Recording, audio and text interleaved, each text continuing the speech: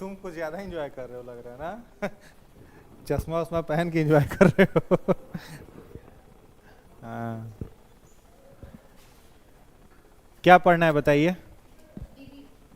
Disease. कुछ पढ़ाए थे डिजीज में? हम्म। वायरस पूरा डिजीज पढ़ा दिए थे? अच्छा, तो नाम लिखवाए थे ना अभी? अच्छा। फॉर उसको फॉर्मूला नहीं, उसको ट्रिक कहते हैं। क्या कहते हैं? ट्रिक। क्या था ट्रिक? एडे पोइचे छोक खटरा हिम हरे। ठीक है, उसमें सबका सब कौन सा डिजीज था? वायरस। ठीक ना? वायरस डिजीज और बैक्टीरियल डिजीज, बेसिकली कंफ्यूजन वाला यही दो है। ठीक है, इसके बाद जितना सारा है सब सिंपल सिंपल है, याद करते रहना है, समझ गए? और उसके साथ साथ घटना चक्र बनाते रहना है, दोनों काम करते रहिएगा, पूरा ग्रिप में रहेगा सिलेबस। ठीक है, तो कौन कौन सा डिजीज था उसमें? एड्स था, डेंगू, पोलियो, इन्फ्लुएंजा, चेचक, छोटी माता, गलसुआ, खसरा, और क्या था? Trachoma, hepatitis, herpes, rabies, meningitis. ठीक है, तो वो सारा वायरस डिजीज क्या कर लेना है, एक दो बार पढ़ोगे तो एक दो बार में क्या हो जाएगा? एक दो बार में क्या हो जाएगा? याद हो जाएगा। ये क्लास में स्टूडेंट था पहले, वो कहता था याद हो जाएगा, आद हो जाएगा। कहता था आद हो जाएगा। तो आद कर लेना है। ठीक है, क्या कर लेना है? आद कर लेना है। चलो हेडिंग बना लो, एड्स पहला जो डिजीज था।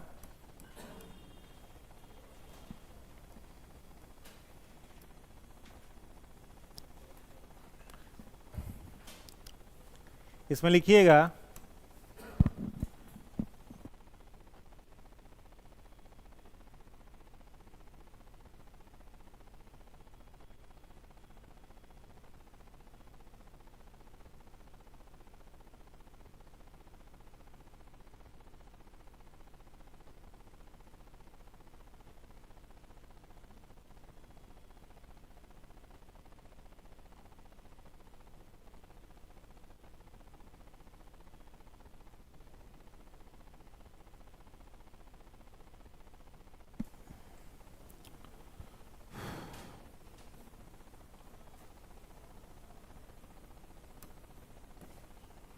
अब सही हो गया।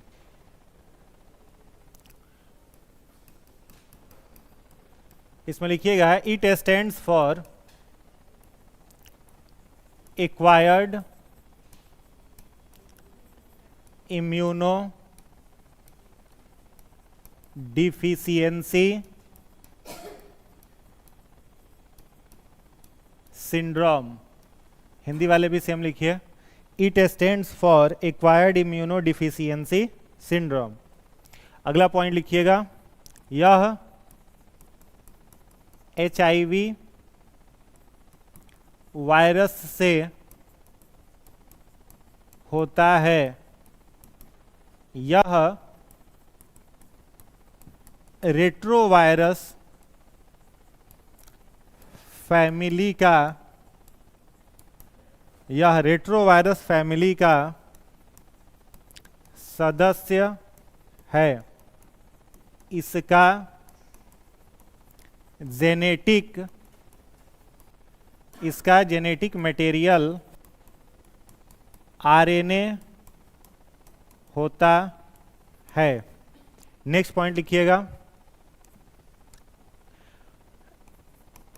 एड्स की पहचान सर्वप्रथम CDC ब्रैकेट में centre for disease control and prevention ने 1981 में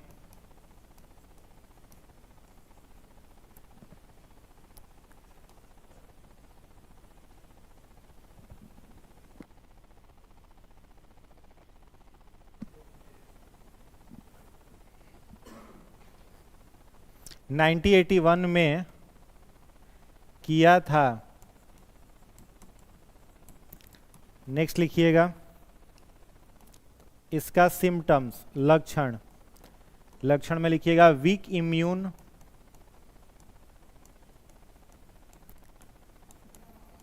ब्लड विजन, वेट लॉस,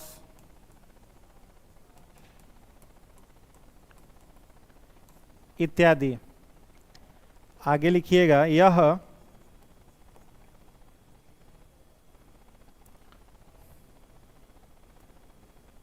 रक्त द्रव्य ब्रैकेट में ब्लड फ्लूइड,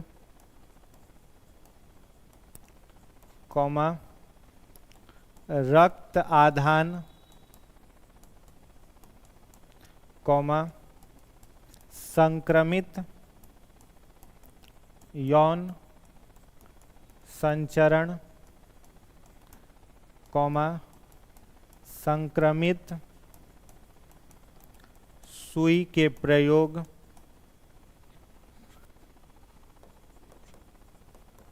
कॉमा संक्रमित मां से बच्चे में प्लासेंटा एवं स्तनपान द्वारा फैलता है।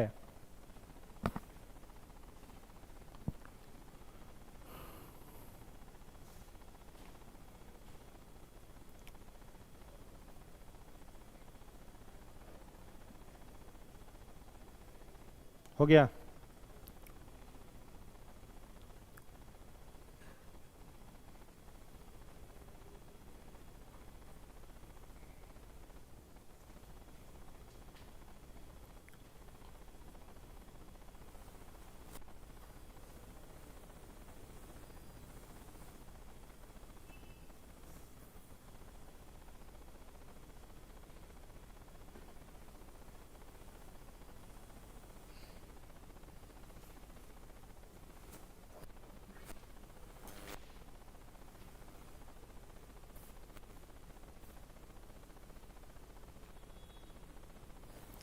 इसको फटाफट देख लो। देखो पहला पॉइंट लिखा हुआ है उसमें एड्स का फुल फॉर्म है, ठीक है।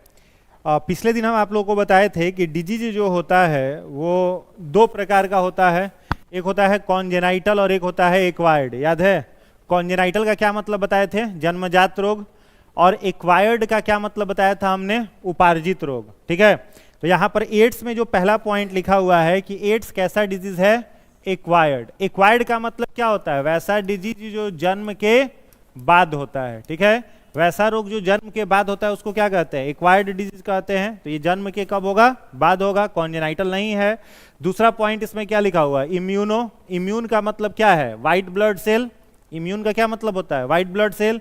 डिफिशियंसी का क्या मतलब होता है? कम करने वाला, घटाने वाला। और सिंड्रोम का क्या मतलब होगा? कारक या फैक्टर। वैसा फैक्टर जो एक्वायर्ड हो और बॉडी में किसको घटा दे? WBC को घटा दे, उसको क्या कहते हैं? एड्स कहते हैं। कौन से वायरस से यह होगा? तो इसके वायरस का क्या नाम है? HIV। वायरस का नाम HIV। HIV का मतलब हो जाता है human immuno deficiency virus. HIV का फुल फॉर्म होता है ह्यूमन इम्यूनो डिफिशियंसी वायरस। ये वायरस किस वायरस के फैमिली का है? रेट्रो वायरस, ठीक है। तो रेट्रो वायरस में आपको हमने पिछले भी दिन बताया था और याद भी रखना चाहिए कि रेट्रो वायरस जो इससे BPSC 68 में क्वेश्चन आया हुआ है कि रेट्रो वायरस के कितने मेंबर हैं? तो इसके 3 मेंबर होते हैं। एक होता है कौन सा? इन्फ्लुएंजा। दूसरा इसमें क्या होता है? HIV। और तीसरा होता है TMV। ये 3 वायरस जो हैं ये रेट्रो वायरस फैमिली के मेंबर हैं। इन्फ्लुएंजा वायरस, HIV वायरस और TMV वायरस। TMV वायरस आपको याद होगा कि सबसे पहला वायरस कौन सा ढूंढा गया था? TMV। किसके द्वारा खोजा गया था? बोलो। अब देख के पढ़ दो, लिख तो दिए हैं। इवानोवस्की। किसके द्वारा खोजा गया था? इवानोवस्की के द्वारा। और कौन सा वायरस खोजा गया था? TMV, tobacco Mosaic virus. तंबाकू के पौधे में यह लगता है। रेट्रो वायरस की विशेषता यह होती है ना कि इसका जेनेटिक मटेरियल, अनुवांशिक पदार्थ क्या रहता है? RNA, ठीक है। क्वेश्चन एग्जाम में आया हुआ है कि वायरस का जेनेटिक मटेरियल क्या है? तो याद रखोगे आइदर RNA और DNA। आइदर RNA और DNA। या तो RNA रहेगा या फिर DNA रहेगा, दोनों नहीं रहेगा उसमें। जैसे हम लोगों का अनुवांशिक पदार्थ क्या है? केवल RNA। डीएनए हम लोगों के बॉडी में है लेकिन अनुवांशिक पदार्थ के रूप में उसका कोई उपयोग नहीं होता है। तो हम लोगों का अनुवांशिक पदार्थ क्या है? डीएनए। कुछ कुछ वायरस ऐसे हैं जिसमें डीएनए भी पाया जाता है। अधिकांश वायरसों में क्या पाया जाता है? आरएनए। तो याद रखिएगा, वायरस में या तो आरएनए अनुवांशिक पदार्थ होगा या फिर उसका डीएनए अनुवांशिक पदार्थ होगा। ठीक है, चलिए नेक्स्ट देखिए। तो रेट्रोवायरस फैमिली का ये क्या है? मेंबर है। इसका जेनेटिक मटेरियल पूछा जाए तो क्या कहोगे? आरएनए इसका जेनेटिक मटेरियल होता है। सबसे पहले एड्स की पहचान किसने की थी? CDC, centre for disease control and prevention. कहाँ की संस्था है ये? अमेरिका की। कहाँ की संस्था है? अमेरिका की यह संस्था है। इसने सबसे पहले एड्स की पहचान किया था। कब करा था? 1981 में। ठीक है, 1981 में किया था इसने। इसका लक्षण क्या है? बॉडी का इम्यून क्या हो जाएगा? वीक हो जाएगा। इम्यून का मतलब रोग प्रतिरोधक क्षमता शरीर की क्या हो जाएगी? कमजोर हो जाएगी। व्यक्ति बार बार बीमार पड़ेगा। ब्लड विजन मतलब धुंधला दिखाई देगा। वेट लॉस, शरीर का वजन क्या होते रहेगा? घटते रहेगा। ये सब इसके लक्षण है।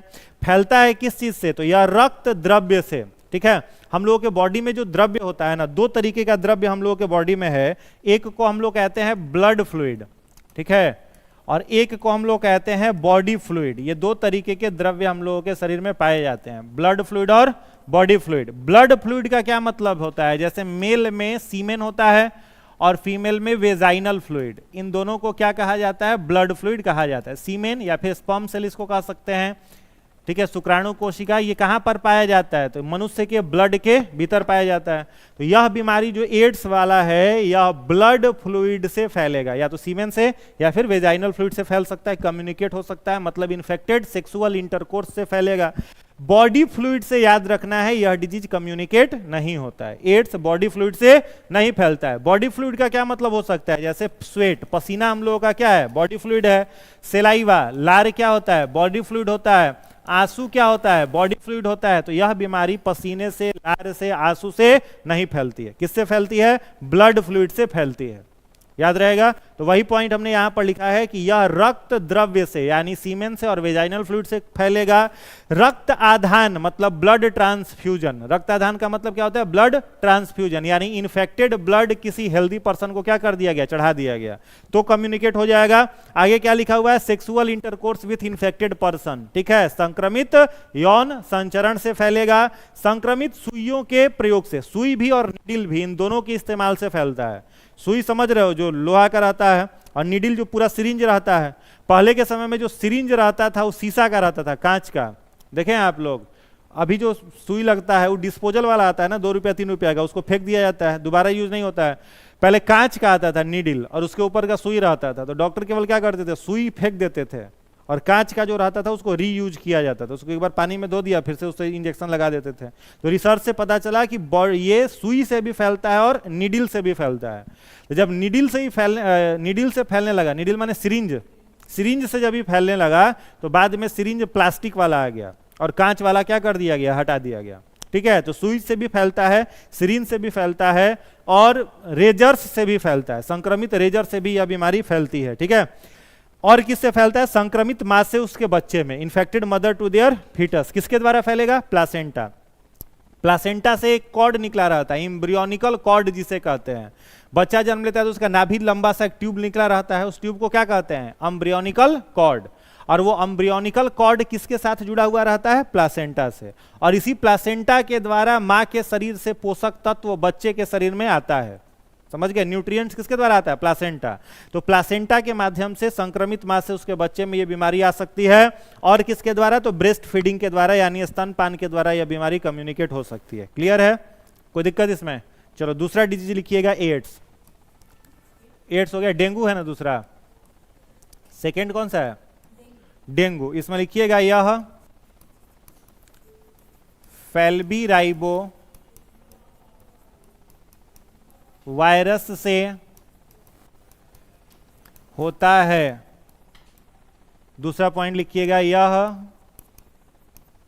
मादा मतलब फीमेल एडीज एग्जिप्टी मच्छर के काटने से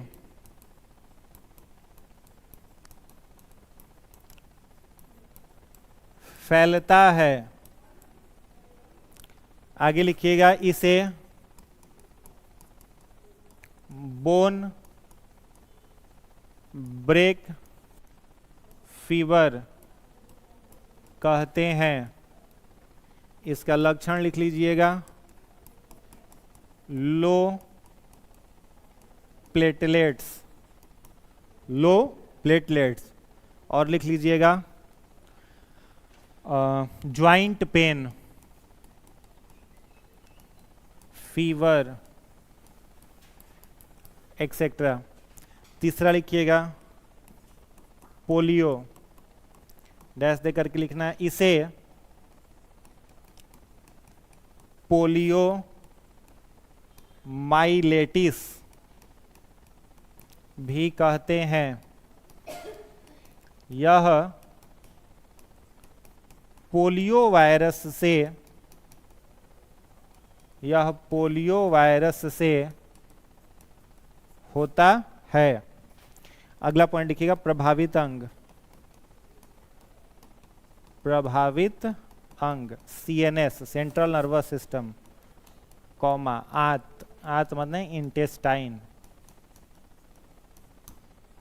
नेक्स्ट लिखिएगा यह, लिखिएगा पोलियो के वैक्सीन की खोज जॉन साल्क ने किया था और oral polio drop, oral polio drop की खोज सेबिन ने की थी। ओरल पोलियो ड्रॉप की खोज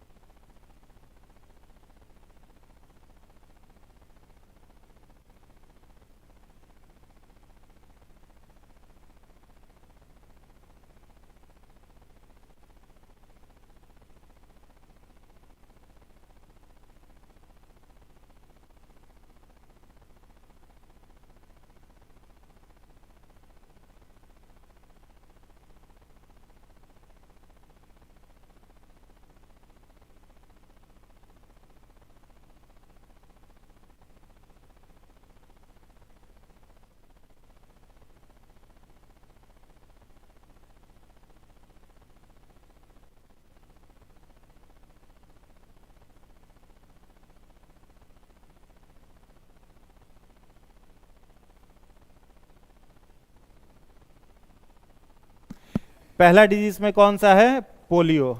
डेंगू, डेंगू कौन से वायरस से होता है? तो वायरस का इसका क्या नाम है? फैल्बी राइबो। ठीक है, नाम याद करते जाओ, नाम इंपॉर्टेंट है। तो फैल्बी राइबो वायरस से कौन सा डिजीज? डेंगू। और इस डेंगू के फैल्बी राइबो वायरस को फैलाने का काम कौन सा मच्छर करता है? एडीज एग्जिप्टी। ठीक है, एडीज का और भी वेराइटी होता है, जैसे वो एडीज का वेराइटी होता है एडीज एल्बोपिक्टस, होता है एडीज एल्बोपिक्टस। इससे दूसरा डिजीज होगा, तो खाली एडीज कहिएगा तो गड़बड़ हो जाएगा। एडीज एग्जिप्टी, ठीक है। इससे कौन सा डिजीज होगा? डेंगू। ठीक है, ये वायरस इसी मच्छर पर बैठ करके घूमता है, और इस मच्छर की विशेषता ये होती है कि बाकियों से अलग वेराइटी का है। इसका साइज नॉर्मल मच्छर से बड़ा होता है, और ये ज्यादा हाइट पर नहीं उड़ सकता है, मैक्सिमम 3 से 4 फीट पर उड़ता है, मतलब कमर से नीचे ही। कभी भी डेंगू का मच्छर काटेगा तो कमर से नीचे काटेगा। ठीक है, इसलिए जब डेंगू फैलता है तो क्या कहते हैं? जींस जूता मोजा पहन करके रहिए, ताकि काटेगा तो इधरे काटेगा। और कब काटता है? दिन में काटता है। सब मच्छर रात में काटता है, डेंगू का मच्छर दिन में। सारे मच्छर गंदा पानी में अंडा देता है और ये साफ पानी में अंडा देता है, समझिए, वीआईपी मच्छर होता है। तो ये इसका लक्षण है। जब काट लेगा तो शरीर में क्या डाउन होने लगेगा? बॉडी का प्लेटलेट्स डाउन होने लगेगा। आपको हमने बताया था कि एक नॉर्मल बॉडी में प्लेटलेट्स कितना होना चाहिए? 1.5 से 3 लाख पर क्यूबिक mm ब्लड। पर क्यूबिक mm ब्लड में कितना प्लेटलेट्स होना चाहिए? 1.5 से 3 लाख प्लेटलेट्स होना चाहिए। तो ये प्लेटलेट्स क्या होने लगेगा? घटने लगेगा। जब प्लेटलेट्स घटने लगेगा तो ब्लड की डेंसिटी क्या हो जाएगी? कम हो जाएगी। अब ब्लड की जब डेंसिटी कम हो जाएगी तो शरीर के भीतर में जो ब्लड कैपिलरीज हैं वो फटना शुरू हो जाएगा। नहीं तो नॉर्मल सोचो ना कि अगर प्लेटलेट्स कम भी हो जाए तो व्यक्ति मरेगा कैसे? प्लेटलेट्स का क्या काम है? ब्लड क्लॉट करना। प्लेटलेट्स का क्या काम है? ब्लड को क्लॉट करना, खून का थक्का जमाना, यही ना काम है। तो प्लेटलेट्स कम हो जाए और हाथ पैर कोई काटे ही नहीं, खून बाहर निकलेगा तब तो थक्का जमाने की जरूरत पड़ेगी। लेकिन डेंसिटी जब ब्लड का कम हो जाएगा तो शरीर के भीतर में जो ब्लड कैपिलरीज होती हैं वो क्या हो जाता है? फट जाता है। ब्लड कैपिलरी जिसके अंदर ब्लड बह रहा है, रक्त सिराएं उसे कहा जाता है। तो रक्त सिराएं क्या हो जाती हैं? फट जाती हैं। और रक्त सिराएं फटती हैं तो ब्लड का इंडोसेक्रेशन होगा ब्लड बॉडी के भीतर, हार्ट में ब्लॉकेज आ जाएगा, ब्रेन में हैमरेज आ जाएगा और व्यक्ति मर जाएगा। ठीक है। इसमें दूसरा लक्षण क्या होता है कि बॉडी में जितने सारे ज्वाइंट्स होते हैं सारे ज्वाइंट्स कॉन्ट्रैक्ट हो जाते हैं, मतलब ज्वाइंट पेन भयंकर रहता है। अगर प्लेटलेट्स 50,000 से भी कम हो जाएगा तो व्यक्ति का उठ करके चलने फिरने वाली स्थिति में तो इंसान नहीं रहता है, उसका खटिया पकड़ लेगा, खटिए पर रहेगा, खटिए पर खाएगा, मुश्किल से 2-4 कदम 10 कदम टहल ले, वो अलग बात है। तो ज्वाइंट पेन इसमें बहुत अधिक रहेगा। उंगलियों का भी जो ज्वाइंट है ना ये भी प्रॉपर काम नहीं करेगा, शरीर का सब ज्वाइंट डिस्टर्ब हो जाएगा, गर्दन वर्दन सब घूमेगा ही नहीं। तो ज्वाइंट पेन बहुत अधिक रहता है, हाई फीवर रहता है, तेज बुखार रहता है, ये सब इसके लक्षण है। ठीक है। प्रभावी। उसके बाद है आपका पोलियो। तो पोलियो का एक दूसरा नाम क्या है? पोलियो माइलेटिस। क्या नाम है? पोलियो माइलेटिस इसका दूसरा नाम है। और ये कौन से वायरस से फैलता है? तो इसके वायरस का नाम है पोलियो वायरस। पोलियो वायरस से ये फैलता है, मतलब बीमारी, और ये दोनों कॉमन है। इससे कौन सा अंग प्रभावित होता है? Central nervous system. सीएनएस का मतलब सेंट्रल नर्वस सिस्टम, केंद्रीय तंत्रिका तंत्र इसे हिंदी में कहा जाता है। इसके 2 भाग होते हैं सीएनएस के, आपको हमने पढ़ाया था, बताओ कौन कौन सा? एक होता है ब्रेन और दूसरा क्या होता है? Spinal cord. तो ब्रेन और स्पाइनल कॉर्ड दोनों किस में आता है? सीएनएस में। तो इसमें ब्रेन और स्पाइनल कॉर्ड दोनों क्या हो जाएगा? प्रभावित हो जाएगा। ठीक है। आगे लिखा हुआ है क्या? एक और पार्ट इससे डैमेज होने लगता है, क्या? आंत, इंटेस्टाइन। शरीर का इंटेस्टाइन क्या हो जाएगा? पूरा का पूरा खत्म हो जाएगा, डिस्ट्रॉयड हो जाएगा। ठीक है। तो डेंगू पोलियो में सीएनएस प्रभावित होगा और आंतें प्रभावित हो जाएंगी। ये बीमारी फैलेगा किस चीज से? तो मान लो किसी को पोलियो हो गया, ठीक है, पोलियो से वो प्रभावित है, अब उसका आंत डैमेज हो गया, मतलब इसका मतलब वायरस जो है वो कहां पर है? उसके आंत में। तो बॉडी से जो एक्सक्रीशन के माध्यम से जो स्टूल बाहर निकलेगा वो कहां से स्टूल बाहर निकलता है? आंत से ही बाहर निकलता है। तो व्यक्ति ने खुले में शौच किया तो शौच में कौन सा वायरस रहेगा? शौच में कौन सा वायरस रहेगा? Polio virus. अब उस पोलियो वायरस को घरेलू मक्खी उस शौच पर से उठाएगी, स्टूल पर से, और भोजन पर क्या हो जाएगी? बैठ जाएगी। जहां कहीं भी भोजन पर बैठी पूरा का पूरा भोजन क्या हो गया? कॉन्टामिनेटेड। क्या? पानी पर बैठी तो पानी प्रदूषित हो गया। और उस भोजन और पानी को यदि कोई व्यक्ति खा लेता है तब यह बीमारी बीमार व्यक्ति से स्वस्थ व्यक्ति में स्थानांतरित हो जाती है। इसीलिए भारत सरकार पोलियो मुक्त भारत बनाने के लिए क्या कर रहा है? पूरे शहर को क्या किया जा रहा है? ओडीएफ। क्या किया जा रहा है? ODF, open defecation free. हर घर शौचालय योजना जो भारत सरकार का चल रहा है ना, क्यों चल रहा है? पोलियो मुक्त भारत बनाने के लिए। जब तक पूरा देश ओडीएफ नहीं होगा तब तक इस पोलियो का खतरा जो होगा वो खत्म नहीं होगा। वैक्सीन लगाने के बाद भी संभावना होती है। टेट्रा पोलियो वैक्सीन होता है 3 टीका वाला, तो उसमें भी देखा जाता है कि हाँ, तो ऑटो इम्यून बना ना, वो फिर 40-45 साल के बाद, 50 साल के बाद कमजोर होएगा इम्यून। ठीक है। हाँ, बड़ों में भी 45 साल के बाद, बता रहे हैं वही चीज अभी। तो इसमें ये फैलेगा किस चीज से समझ गए, इसलिए क्या बनाया जा रहा है? ओडीएफ। ठीक है। खुले में शौच मुक्त भारत बनाया जा रहा है। वो अभी वेब सीरीज आया था पंचायत, देखे हैं? पंचायत का जो फर्स्ट वाला वेब सीरीज है, पहला पार्ट था सीजन 1, अभी तो सीजन 3 आ गया ना। सीजन 1 जो आया था उसमें एक जगह शो किया है ना कि उसके गाँव में जब डीएम आती है घूमने के लिए तो उसमें वो कैरेक्टर आता है, उसका क्या नाम है? बनराकस। गाँव वाला सब उसको क्या कहता है? बनराकस है ना कहता है जी। तो बनराकस जो होता है उसका प्रॉपर नाम क्या था? भूषण। तो भूषण क्या प्लान करता है? विनोद को कहता है कि देखिए डीएम जब आएंगी तो लोटा लेके तुमको कहाँ जाना है? खेत में जाना है। जबकि एक रात पहले पूरा गांव में प्लानिंग हो गया रहता है कि कोई खेत में बाहर नहीं जाएगा, नहीं तो फाइन लगाता है, 500 रुपया फाइन रखता है। तब वो क्या करता है? विनोद लेके चल जाता है। क्यों जाता है? कि डीएम देख लेगी तो गांव को किसका दर्जा नहीं मिलेगा? ओडीएफ का दर्जा नहीं मिलेगा। ओडीएफ का दर्जा नहीं मिला तो मुखिया की शिकायत होगा, मुखिया का शिकायत होगा तो उसका अगला इलेक्शन में हार जाएगा, डीएम डांटेगी उसको। क्या? तो ओडीएफ इसीलिए बनाया जा रहा है ताकि पोलियो क्या हो जाए? पूरा खत्म हो जाए। प्रभावित अंग इसका हो गया। पोलियो का जो वैक्सीन है, टीका, वो किसने बनाया था? जॉन साल्क ने, ठीक है, जॉन साल्क ने इसका टीका बनाया था। और ओरल पोलियो ड्रॉप जो 2 बूंद जिंदगी की पिए हैं बचपन में, याद है, हाँ 5 साल तक पीना रहता है, वो किसने बनाया था? Sabin, SABINE, Sabin, Albert Sabin इनका पूरा नाम था। उन्होंने क्या बनाया था? ओरल पोलियो ड्रॉप बनाया था, समझ गए? ये दोनों लेना पड़ता है, पहले वैक्सीन और उसके बाद कंटिन्यूअस 5 साल तक ओरल पोलियो ड्रॉप चलता है। मान लो कोई 5 साल तक ओरल पोलियो ड्रॉप नहीं पिया और वो 6 साल का हो गया, तो 6 साल के बाद पोलियो का खतरा उसको रहेगा नहीं, कम से कम 45 साल तक, 40 से 45 साल तक। और 45 साल के बाद जब बॉडी का इम्यून डाउन होगा, इम्यून क्यों डाउन होगा? आपको हमने ग्लैंड का नाम बताया था, थाइमस ग्लैंड, याद है क्या? थाइमस ग्लैंड हृदय के बगल में स्थित होता है। कौन सा हार्मोन बनाता है? थाइमिन। तो ये ग्लैंड बुढ़ापे में क्या हो जाएगा? खत्म। तो बुढ़ापे में खत्म होगा तो शरीर का एंटीबॉडी क्या होगा? डाउन होगा। और जब एंटीबॉडी डाउन होगा तब फिर से दोबारा यह वायरस जो होता है वो प्रभावित कर सकता है। तो या तो 5 साल के पहले, नहीं तो फिर बुढ़ापे में। है? नहीं उपाय नहीं है, वो 5 साल तक ही काम करेगा। हाँ, और 5 साल तक अगर पी लिए तब पूरे जीवन खतरा नहीं है पोलियो का, ठीक है। दोनों अगर 5 साल तक ये दोनों ले लिए, अगर ओरल पोलियो ड्रॉप भी पी रहे हैं और टीका जो इसका है वो भी ले लिया। इसमें भी बहुत ज़्यादा बीच में मिथ उठा था, जब पोलियो का वैक्सीन डिस्कवर किया ना जॉन साल्क ने, तो इसमें ये मिथ उठा था कि जो पोलियो का टीका लगवा दे रहा है आगे चल करके वो जो है वो इनफर्टाइल हो जा रहा है, ठीक है, मतलब वो संतान पैदा नहीं कर पाएगा। ये खूब ज्यादा उठा था, तो कोई टीका ही नहीं ले रहा था। इतने लोग मरे इस पोलियो से कि बाद में जाकर के सब टीका लेने लगा था। कोरोना का जब टीका आया था तो यही ना उठा था, कोरोना का टीका लेने से क्या हो जा रहा है? खून मोटा हो जा रहा है। अब बाद में आया भी कौन सा?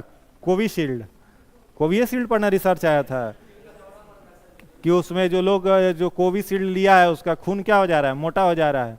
तो खून मोटा हो जाएगा तो क्या दिक्कत आएगा? हृदय पंप ब्लड को नहीं कर पाएगा और फिर हार्ट अटैक उन लोगों को ज्यादा आ रहा था। तो पता नहीं कितना सही है कि कितना गलत है। मान्यता मिला कि नहीं मिला? बनाना कौन सी बंद किया? बाकी तो ले ही लिया ना, देश का तो 70% जनसंख्या कोविशील्ड लिया था। हम लोग तो खैर कोवैक्सीन वाले लोग हैं अब मत देखो, भूल जाओ उसको, कौन सा लियो दिमाग से निकाल दो। अब मान लो देख लिए तो दिख गया कोविशील्ड, तो और टेंशन में आ जाओगे। छोड़ दो, दिमाग से उड़ा दो उसको, क्या लिए थे, समझ गए? ऐसे कोलेस्ट्रॉल वाला चीज कम खाते रहिए। ज्यादा कोलेस्ट्रॉल खाइएगा तो खून तो ऐसे भी मोटा होगा। यहाँ पर एथलीट लोगों को हार्ट अटैक आ जा रहा है, जो एथलीट है बढ़िया बढ़िया प्लेयर क्रिकेटर लोगों को आ जा रहा है हार्ट अटैक, जबकि उन लोगों का बैलेंस उतना रहता है, डाइट वगैरह सब क्या रहता है? बैलेंस रहता है। तो एक सर कोलेस्ट्रॉल वाला खाना थोड़ा कम खाइए, तला भुना, रोड पर का पकौड़ी जिलेबी कम खाइए, कोलेस्ट्रॉल फ्री रहेगा बॉडी। चलिए हो गया, 3 डिजीज हो गया पोलियो तक। चौथा लिखिएगा, 4th में लिखिएगा इन्फ्लुएंजा। इन्फ्लुएंजा इसमें लिखिएगा यह इन्फ्लुएंजा वायरस से होता है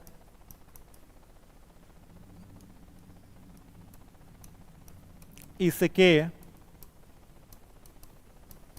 2 स्ट्रेन, इसके 2 स्ट्रेन हैं। पहला स्वाइन फ्लू, डैश दे करके लिखिएगा। इसे पिग इन्फ्लुएंजा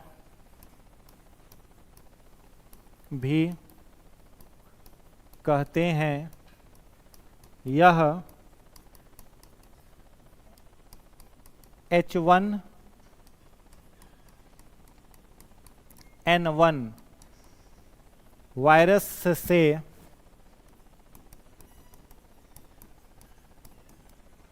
होता है। और दूसरा लिखिएगा बर्ड फ्लू,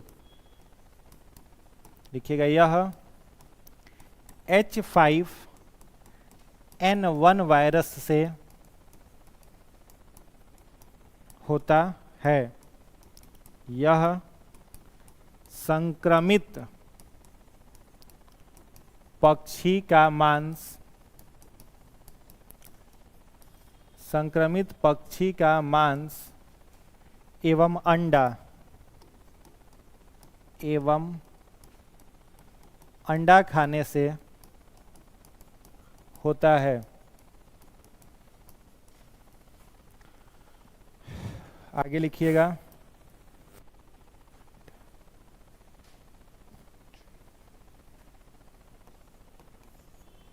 चिकन पॉक्स, इसको चेचक भी कहते हैं। डैश दे करके लिखिएगा। यह वेरिसेला जोस्टर वायरस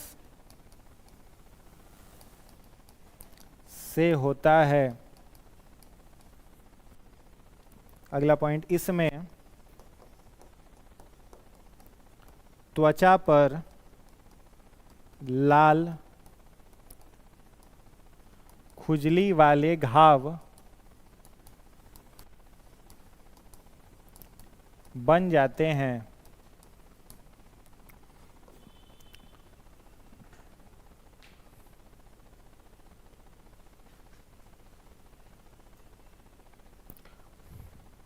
यह संक्रमित वस्तु के प्रयोग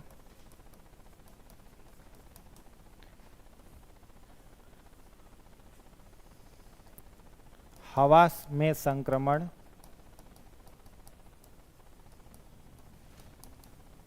द्वारा फैलता है।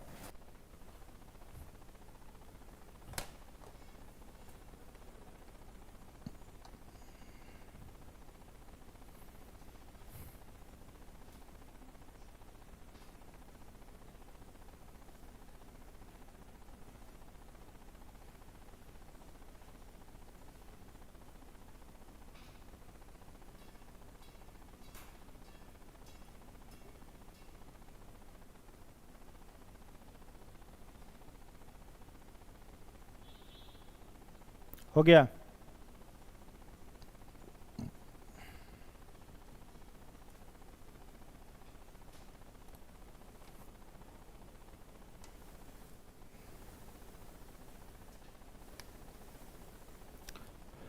देखो, इन्फ्लुएंजा जो डिजीज है ना, इन्फ्लुएंजा में वायरस इन्फ्लुएंजा है। जैसे ये हो गया आपका स्वाइन फ्लू और बर्ड फ्लू, दोनों कौन से वायरस से होता है? इन्फ्लुएंजा वायरस से। बस उसका क्या बदल जाता है? इन्फ्लुएंजा वायरस का स्ट्रेन चेंज हो जाता है, ठीक है, प्रजाति बदल जाती है। जैसे बहुत शुरुआत में कोरोना वायरस जो है ना लगभग आपका 1945-50 के आसपास भी एक बार आया था, ठीक है। तो उस समय जब आया था ना तो उसका नाम क्या था? सार्स। क्या नाम था? सार्स। अभी आया था उसका क्या नाम था? कोविड-19। क्या नाम था? कोविड-19। कोरोना नाम नहीं था, क्या नाम था? कोविड-19, कोरोना वायरस का नाम था। वैसे ही चाहे आपसे पूछा जाए सार्स किस वायरस से होता है या कोविड-19 किस वायरस से होता है, तो दोनों का वायरस एक ही है। कौन सा? कोरोना। सार्स का मतलब है सीवियर एक्यूट रेस्पिरेटरी सिंड्रोम। ये भी फेफड़ा को प्रभावित करता है और ये भी फेफड़ा को प्रभावित करता है। लंग से को प्रभावित कर रहा था, फेफड़ा को क्या कर रहा था? सड़ा उड़ा दे रहा था, पूरा मर जा रहा था इंसान फिर। तो सार्स और कोविड दोनों कोरोना वायरस से ही, लेकिन कोरोना का क्या बदल गया? स्ट्रेन बदल गया। प्रजाति कोरोना वायरस वही है, प्रजाति बदल गई। जैसे शुरू में कौन सा वेरिएंट था? अल्फा वेरिएंट, फिर डेल्टा, फिर ओमेगा, फिर ओमिक्रॉन। ये सब लगातार क्या बदल रहा था? वेरिएंट बदल रहा था। तो वेरिएंट को स्ट्रेन भी हम लोग कह सकते हैं, ठीक है। तो यहां पर जो लिखा हुआ है इन्फ्लुएंजा, तो इन्फ्लुएंजा के कितने स्ट्रेन है? 2 स्ट्रेन। कौन कौन सा? एक H1N1 और दूसरा क्या हो जाएगा? H5N1। तो इन्फ्लुएंजा वायरस का जो H1N1 स्ट्रेन है उससे कौन सा डिजीज होता है? स्वाइन फ्लू, ठीक है। स्वाइन फ्लू का ही एक दूसरा नाम है क्या? Pig influenza. यानी जो व्यक्ति सुअर वगैरह कुछ जो लोग पालते हैं उसका मांस खाते हैं, ठीक है, तो ये वायरस जो होता है वो सुअर में रहता है और सुअर के द्वारा मनुष्य में आएगा, जो व्यक्ति उसको खाएगा, ठीक है। तो संक्रमित सुअर से फैलता है, इसलिए इसका नाम क्या है? पिग इन्फ्लुएंजा इसका नाम है। बर्ड फ्लू जो है इन्फ्लुएंजा वायरस के H5N1 स्ट्रेन से होगा और ये पक्षियों का मांस खाने से या पक्षियों का अंडा खाने से फैलता है। एक सीमित समय में, मतलब जिस समय पूरा का पूरा बर्ड फ्लू फैला हुआ है उस समय मुर्गा मुर्गी कोई खा रहा है तो उसको पकड़ेगा बर्ड फ्लू। इस बीमारी में क्या होता है? सबसे पहला लक्षण है कि डायरिया हो जाता है। डायरिया मतलब उल्टी आनी शुरू होगी तो उल्टी जो होगा वो रुकेगा नहीं, कंटिन्यू वोमिटिंग आते रहेगा। पानियों पिएगा तो उल्टी हो जाएगा। तो डायरिया हो जाएगा पहला चीज। आंतों में दर्द रहेगा, इंटेस्टाइनल पेन रहेगा, ठीक है, और उसी से डेथ हो जाता है। तो ये इसका लक्षण हो गया। आगे है चिकन पॉक्स, इसको चेचक भी कहते हैं, ठीक है। तो चिकन पॉक्स जो है हाँ, चिकन पॉक्स जो है इसके वायरस का क्या नाम है? Varicella zoster virus. Chicken pox चेचक वेरिसेला जोस्टर वायरस से होता है। इसमें पूरी त्वचा पर लाल खुजली वाले घाव जो होते हैं वो बन जाते हैं। लगभग एक बार ये होता है पूरे जीवन भर में, 2 बार होता है, 1 बार या 2 बार होता है, उसके बाद शरीर में इसका इम्यून बन जाता है, उसके बाद ये जीवन में फिर होता नहीं है, ठीक है। तो नहीं, 2 बार से अधिक नहीं। वो इसमें शरीर पर क्या बनता है? घाव बन जाता है, पूरे शरीर पर क्या बनेगा? घाव बन जाएगा, और उस घाव में खुजली रहेगा। ऑटोमेटिक 7 से 8 दिन के बाद हम लोगों का शरीर इस बीमारी को क्या कर देता है? ठीक कर देता है। तो ऑटोमेटिकली ठीक भी हो जाता है, ये इसमें बहुत ज़्यादा मेहनत मशक्कत करने का जरूरत नहीं पड़ता है, ऑटोमेटिक ठीक हो जाता है, ठीक है। इसका जो टीका है ना, इसका टीका बना हुआ है, इसका वैक्सीन बना हुआ है, किसने बनाया था? Edward Jenner. क्या नाम था? Edward Jenner. इन्होंने बनाया था किसका टीका? चेचक का टीका बनाया था एडवर्ड जेनर ने। पता नहीं, नहीं जरूरत है, जरूरी थोड़ी लगा होगा। डॉक्टर साहब बीसीजी का टीका दे करके छोड़ देता है, टीका नहीं देता। घर वाले लोग अगर जान, हाँ, तो उसमें चेचक वाला घर वाला लोग कहेगा कि नहीं लगवाएंगे, नहीं लगवाया होगा। लग जाने के बाद भी हो सकता है, क्यों नहीं हो सकता है? माने वैक्सीन ऐसा थोड़ी है कि ब्रह्मास्त्र है आ गया शरीर में तो नहीं होगा, जल्दी ठीक हो जाएगा उस व्यक्ति का, और क्या। तो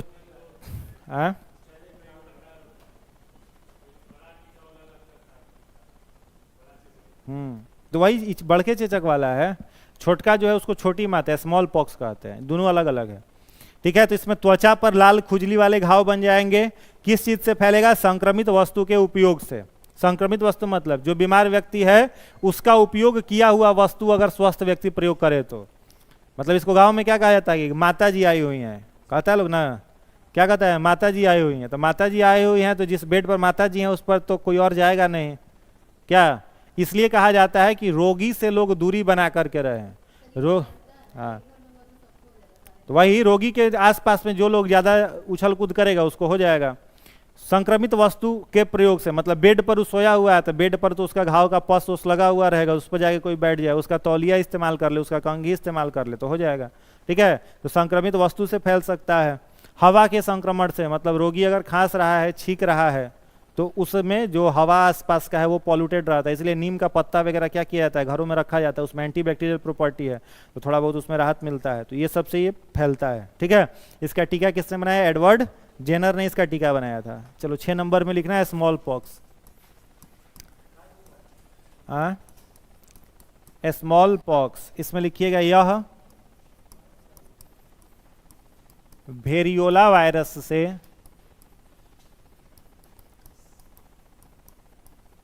होता है। बस वायरस बदल गया और इसमें अंतर क्या हो जाता है? शरीर पर छोटे छोटे घाव बनते हैं। चिकन पॉक्स में घाव जो होता है उसका साइज थोड़ा क्या होता है? बड़ा होता है, क्या बड़ा बड़ा घाव बनता है शरीर पर। और इसमें शरीर पर जो घाव बनेगा स्मॉल पॉक्स में वो कैसा बनेगा? छोटा घाव बनेगा। फैलने का तरीका वही है, ठीक है, लक्षण सब वही है, इसलिए वो लिखने का जरूरत नहीं है आपको। 7 नंबर में लिखिएगा मम्स, गलसुआ। मम्स गलसुआ हिंदी में कहा जाता है। लिखिएगा यह पारामिक्सो वायरस से होता है। अगला पॉइंट, इसमें पैरोटिड ग्रंथि प्रभावित होती है। पैरोटिड ग्रंथि प्रभावित होती है। इसका लक्षण लिख लो, गले में सूजन,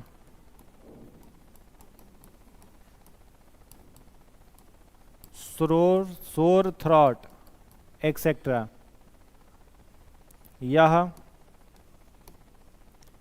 संक्रमित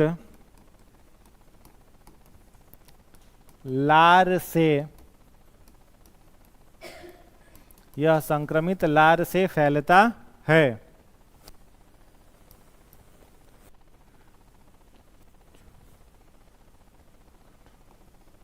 8 नंबर में लिखिएगा मीजेल्स, खसरा। लिखिएगा इसमें यह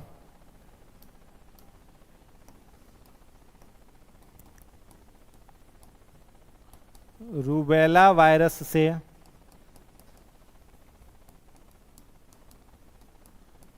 होता है। यह रूबेला वायरस से होता है। यह संक्रमित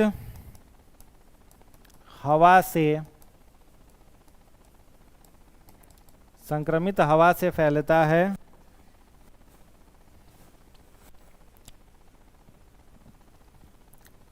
प्रभावित अंग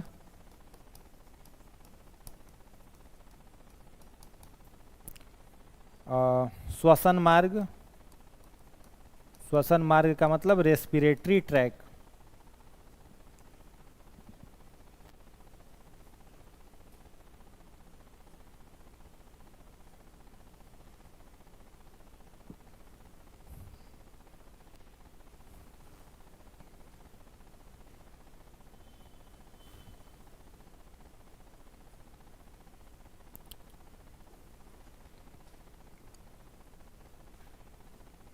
हो गया।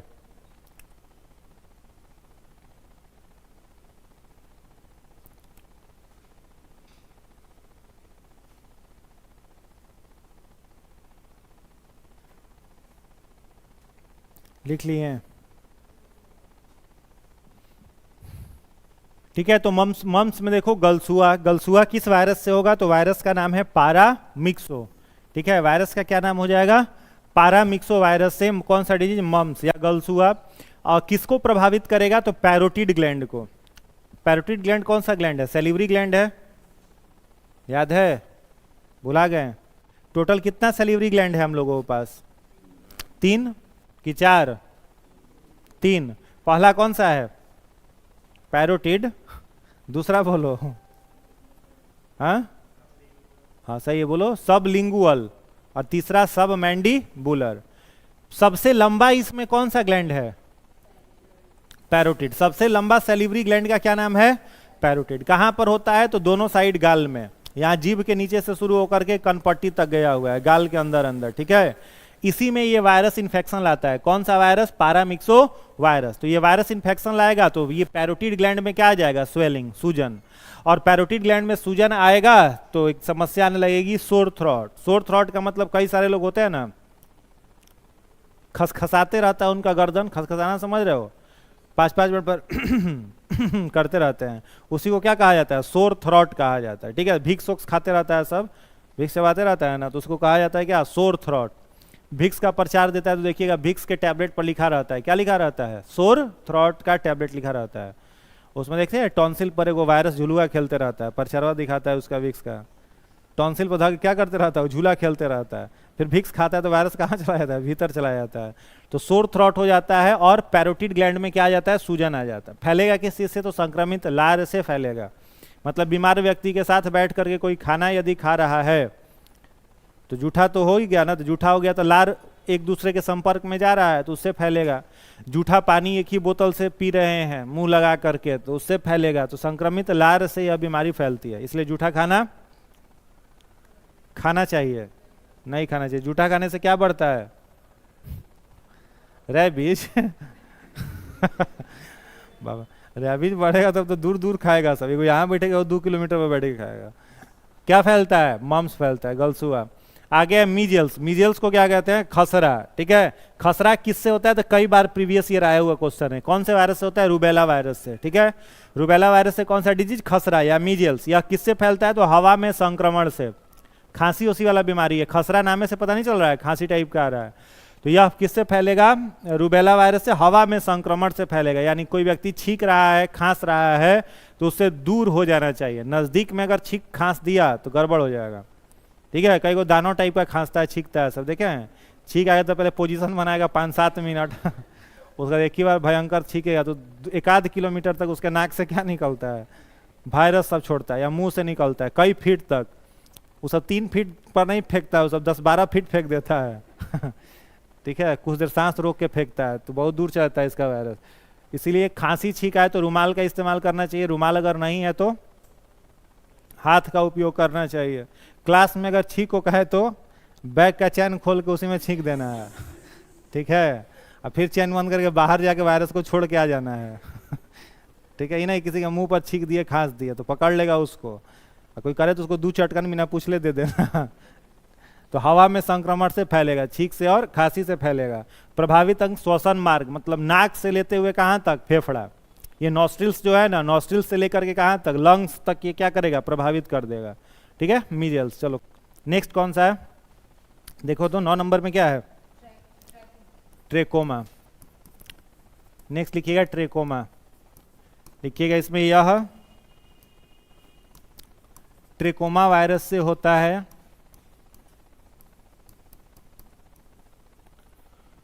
ट्रेकोमा वायरस से होता है। अगला पॉइंट लिखिएगा प्रभावित अंग, प्रभावित अंग में लिखिएगा आंख, लक्षण में लिखिएगा red watery eyes, red watery eyes. आगे लिखिएगा हिपेटाइटिस, इसमें लिखिएगा यह हिपेटाइटिस वायरस से होता है, हिपेटाइटिस वायरस से होता है। प्रभावित अंग में लिखिएगा इन्फ्लामेटरी सेल ऑफ लीवर, लक्षण में लिखिएगा जॉन्डिस, कमजोरी, फीवर इत्यादि। आगे लिखिएगा यह blood fluid, body fluid, razor, सुई, संक्रमित यौन संचरण, रक्त आधान द्वारा फैलता है।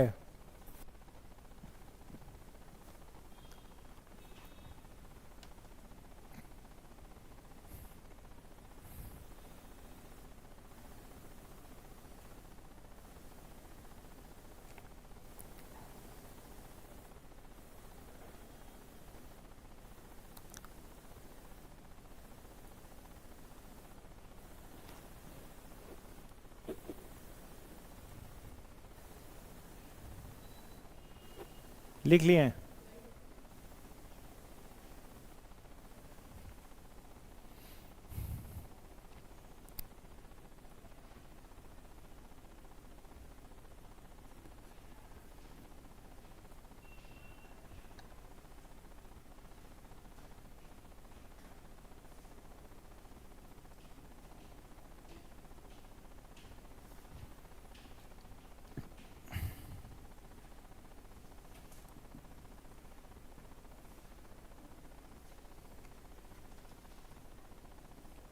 देखिए इसको ट्रेकोमा जो है किसका डिजीज है, प्रभावित अंग, इससे क्या होता है, आंख, ठीक है।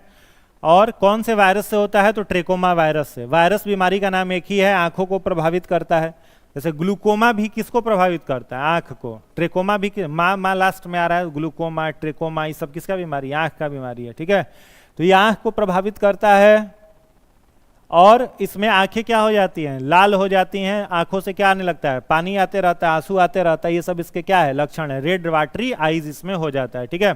यह बीमारी कैसा है, तो कम्युनिकेबल है, यानी फैलने वाला रोग है। कैसे फैलेगा, तो जो बीमार व्यक्ति है उसका चश्मा अगर स्वस्थ व्यक्ति पहन लिया, चश्मा मत देना जी किसी को, ठीक है, बीमार इंसान का तो बैक्टीरियल भी फैलेगा, वो बैक्टीरिया वायरस से अधिक खतरनाक होता है।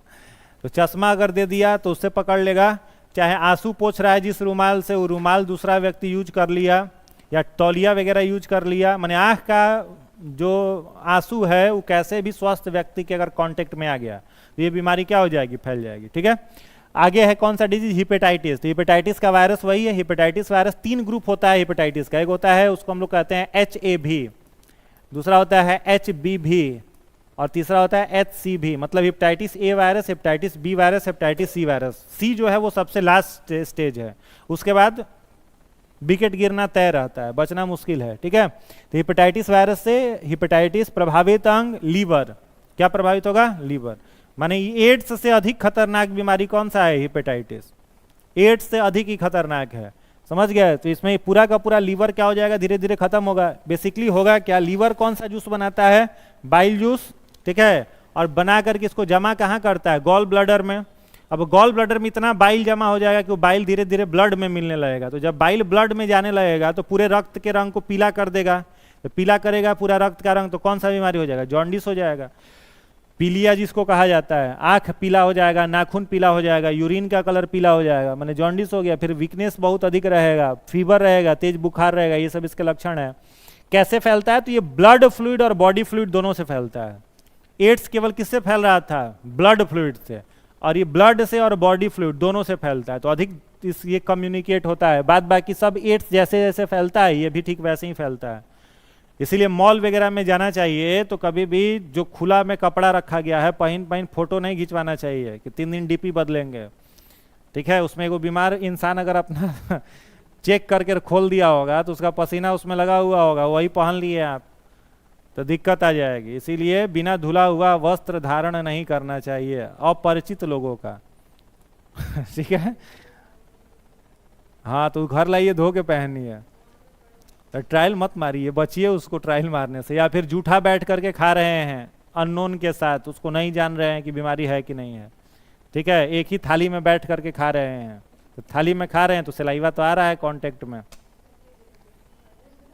हैं? तो होटल में तो थाली में ना, उसमें दिक्कत नहीं है।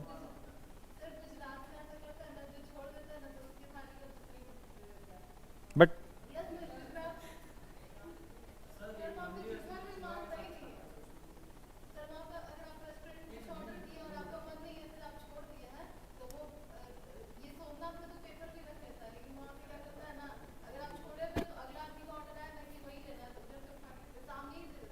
सामने वो खा भी लेता है।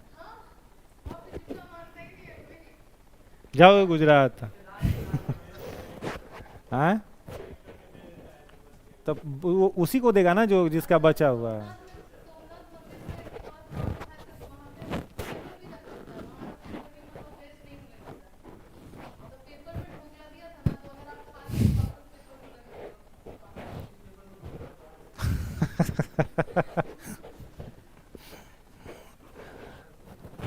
बहुत खतरनाक है, इस से बच के रहो तब। ठीक है, तो हेपेटाइटिस हो गया, और कौन कौन सा बच रहा है, दूगो बच रहा है ना, मेनिंजाइटिस और मेनिंजाइटिस हम शायद पहले लिखवाए हैं आप लोगों को ना। मेनिंजाइटिस कहाँ लिखवाए हैं, ब्रेन में लिखवाए हैं, ब्रेन में लिखवाए हैं। ब्रेन में मेनिंजीज पढ़ाए थे, याद है, ड्यूरामेटर, आर्किनॉइड और पियामेटर। भुला गया है सब, बड़ा वो गजनी फिल्म आया था, याद है। हाँ, तो गजनी फिल्म में कितना देर में भुला जाता था, 15 मिनट में। आप लोग 15 दिन में भुला जा रहे हैं, यादों नहीं रहता है कि लिखवाए हैं कि नहीं लिखवाए हैं। शॉर्ट टर्म मेमोरी है आप लोगों का, गजनी वाला। उसको तो चोट वोट लगा था माथा पर, तब हो गया था। मेनिंजाइटिस अच्छा याद आ रहा है कि नहीं, लिखवाए हैं कि नहीं, ठीक है, याद करो। ब्रेन पढ़ाए थे जब, तो ब्रेन में हमने बताया था कि ब्रेन के बाहर में क्या झिल्ली होता है, 3 झिल्ली। यहाँ छोटा सा अंदर में ब्रेन है, बाहरी झिल्ली का क्या नाम था, ड्यूरामेटर। बीच वाला झिल्ली का क्या नाम था, आर्किनॉइड। और भीतरी झिल्ली का क्या नाम था, पियामेटर। याद है, भीतरी जो झिल्ली है उसका नाम था पियामेटर, पियामेटर। और इन तीनों झिल्लियों को मिला करके क्या कहा जाता है, मेनिनजीज। क्या कहा जाता है, मेनिनजीज। अब मेनिनजीज में कौन सा वायरस घुस जाता है, इंटेरो वायरस। अब यहां पर इन तीनों झिल्लियों के बीच में एक तरल द्रव्य है। कौन सा तरल द्रव्य है बताओ? Cerebrospinal fluid. अब वो लाठी लेके आएंगे कल से। Cerebrospinal fluid. सेरिब्रोस्पाइनल फ्लूइड कहाँ का है? ड्यूरामेटर, आर्किनॉइड और पियामेटर के बीच में। कौन सा वायरस घुसेगा? कहाँ गया? इंटेरोवायरस। कौन सा वायरस घुसेगा? इंटेरोवायरस। इन तीनों झिल्लियों में क्या आ जाएगा? सूजन। तब मेनिनजीज में सूजन आ जाना मेनिनजाइटिस कहलाता है। लिखाए थे कि नहीं लिखाए थे? बोलो ना जी। तो दोबारा लिखवाने की जरूरत है? लिख लो, तो घरे बैठ के सरापोगे हमको नहीं लिखवाए। मेनिनजाइटिस।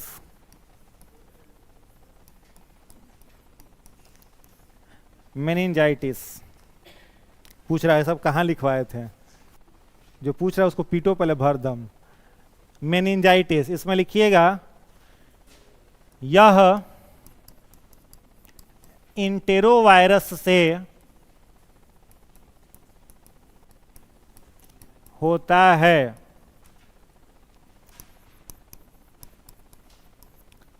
प्रभावित अंग ब्रेन। लक्षण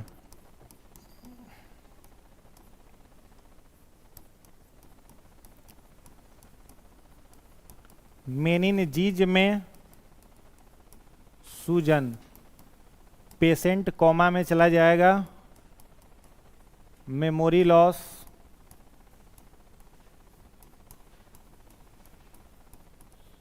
इत्यादि।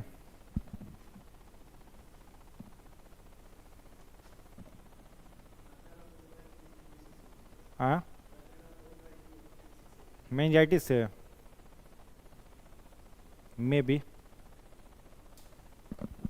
इतिहास। चलिए हो गया। देखो इसमें क्या होगा नॉर्मली समझना। देखो हम लोग का ब्रेन कितने हड्डी के भीतर बंद है? बोलो। बाहर से क्या को हड्डी है? 8 हड्डी। इस 8 हड्डी के बक्से को क्या कहा जाता है? क्रैनियम। सब भुला गया है, सब सुपरलेटिव डिग्री के बैल है। 8 हड्डियों का क्या है? बक्सा। इस 8 हड्डियों के बक्से को क्या कहा जाता है? क्रैनियम। ठीक है। और यहां पर बीच में वो छोटा सा ब्रेन है। कितना? मेल में 1400 ग्राम का और फीमेल में 1350 ग्राम का। ठीक है। ये क्रैनियम का बोन हो गया 8 हड्डी का, बीच में ब्रेन। और ब्रेन के बाहर में क्या झिल्ली है? 3 झिल्ली है। सबसे बाहरी झिल्ली जो है इसका क्या नाम है? ड्यूरामेटर। जो बीच वाला झिल्ली है इसका नाम है आर्किनॉइड। और जो भीतरी झिल्ली है इसका नाम है पियामेटर। इन तीनों झिल्लियों को कहते हैं हम लोग मेनिनजीज। मेनिनजीज कहा जाता है। ठीक है। और इन तीनों झिल्लियों के बीच में यहां पर एक तरल द्रव्य है, एक लिक्विड फ्लूइड है। इस तरल द्रव्य का नाम है सेरिब्रोस्पाइनल फ्लूइड। ठीक है। क्या नाम है इसका? Cerebrospinal fluid. अब कौन सा वायरस घुसेगा ब्रेन में? इंटेरोवायरस लिख दिए हैं यहां पर। कौन सा वायरस घुसा? इंटेरोवायरस। इंटेरोवायरस कहां घुसा? सेरिब्रोस्पाइनल फ्लूइड में। ठीक है। तो पूरे के पूरे इस मेनिनजीज में यानी इन तीनों झिल्लियों में सूजन आ जाएगा। अब सूजन आ जाएगा तो व्यक्ति कोमा में जा सकता है। तेज बुखार रहेगा, सिर में भयंकर दर्द रहेगा, व्यक्ति कोमा में चला जाएगा, मेमोरी उसका लॉस्ट कर जाएगा। तो मेनिनजीज में सूजन आ जाना इंटेरोवायरस के कारण से कौन सा रोग कहलाता है? मेनिनजाइटिस कहलाता है। याद रहेगा? कोई दिक्कत? कोई दिक्कत? चलिए इसके बाद 2 डिजीज और बच रहा है, फटाफट लिख लो। कौन सा बाकी है? हर्पीज और रैबीज। चलिए हर्पीज लिख लीजिए। Herpes, HERPES। Herpes, HERPES। Dash देकर के लिखिएगा। यह हर्पीज वायरस से होता है। हाँ, यह हर्पीस वायरस से होता है। हर्पीस वायरस से होता है। प्रभावित अंग लिखिएगा त्वचा।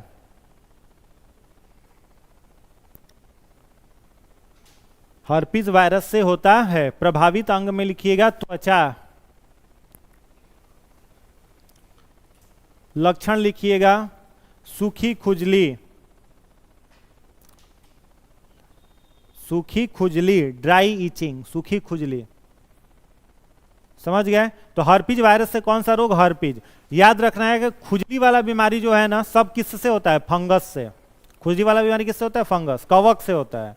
इकलौता खुजली वाला बीमारी वायरस से जो होता है वो कौन सा है? हर्पीज। तो सारे खुजली की बीमारी से सबसे अधिक खतरनाक ही हर्पीज होता है। ज्यादातर ओल्ड एज पीपल में होता है, थोड़े बूढ़े लोगों में होता है। और जितना दूर त्वचा पर होगा, एक बार में अगर बैक हिस्से पे हुआ तो पूरा का पूरा पीठ वाला जो हिस्सा है उसको छेक लेगा।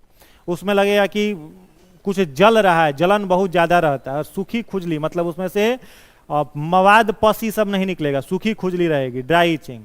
और वो यदि स्वस्थ व्यक्ति के संपर्क में वो त्वचा आ गया, ठीक है, या फिर उसका इस्तेमाल किया हुआ वस्त्र कोई पहन लिया, तो बीमारी क्या हो जाएगा? संक्रमित हो जाएगा, प्रभावित कर देगा। ठीक है, तो इस तरीके से कम्युनिकेट होता है। चलो लास्ट है रैबीज। नेक्स्ट और लास्ट लिख लो, रैबीज। Rabies, rabies. इसमें लिखिएगा यह रेबडो वायरस से, REBDO, यह रेबडो वायरस से होता है।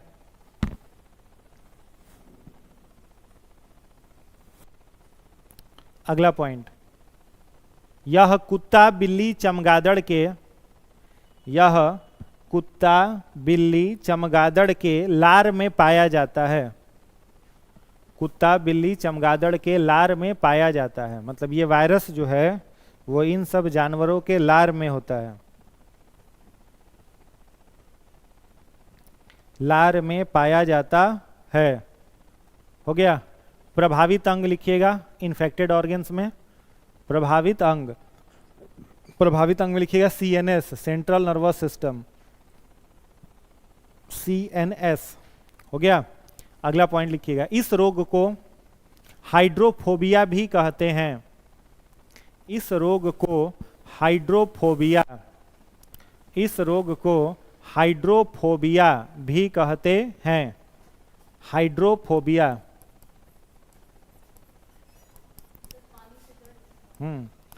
इस रोग को हाइड्रोफोबिया भी कहते हैं। हो गया।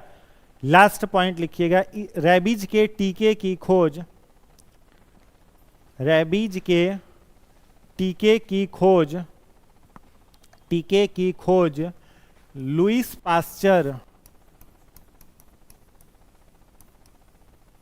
रैबीज के टीके की खोज लुईस पास्चर, लुईस पास्चर ने किया था।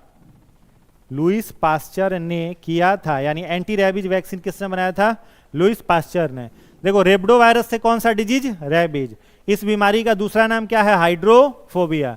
यानी इस बीमारी में पानी से क्या लगेगा? डर लगेगा। ये वायरस कहां पर पाया जाएगा? तो कुत्ता, बिल्ली, चमगादड़, सियार, इस सबके लार में पाया जाता है। तो ये सब काटेगा, सब को प्रभावित, मतलब नॉर्मल कुत्ता अगर किसी को काट लिया तो रैबीज नहीं हो जाएगा। कौन कुत्ता काटेगा तो रैबीज होगा? जिसको पहले से रैबीज है।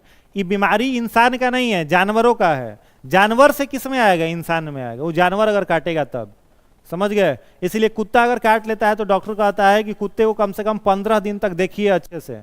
कुत्ता अगर बच गया तो आप भी बच जाइएगा, कुत्ता मर गया तो आप भी मर जाइएगा। क्यों कहता है ये बात? रैबीज वाला कुत्ता अगर काटा है तो उस कुत्ता जब तक जिंदा रहेगा, इंसान भी उतना ही दिन जिंदा रहेगा। कुत्ता मरेगा, इंसान भी मर जाएगा। 15 दिन के अंदर मर जाएगा वो कुत्ता। कुत्ता मर जाएगा 15 दिन के अंदर, क्योंकि उसका, क्योंकि उस नहीं, क्योंकि उस कुत्ते का CNS डैमेज हो चुका है। ठीक है, ब्रेन और स्पाइनल कॉर्ड उसका खत्म हो गया है। जब ब्रेन और स्पाइनल कॉर्ड खत्म हो गया तो पागल हो गया।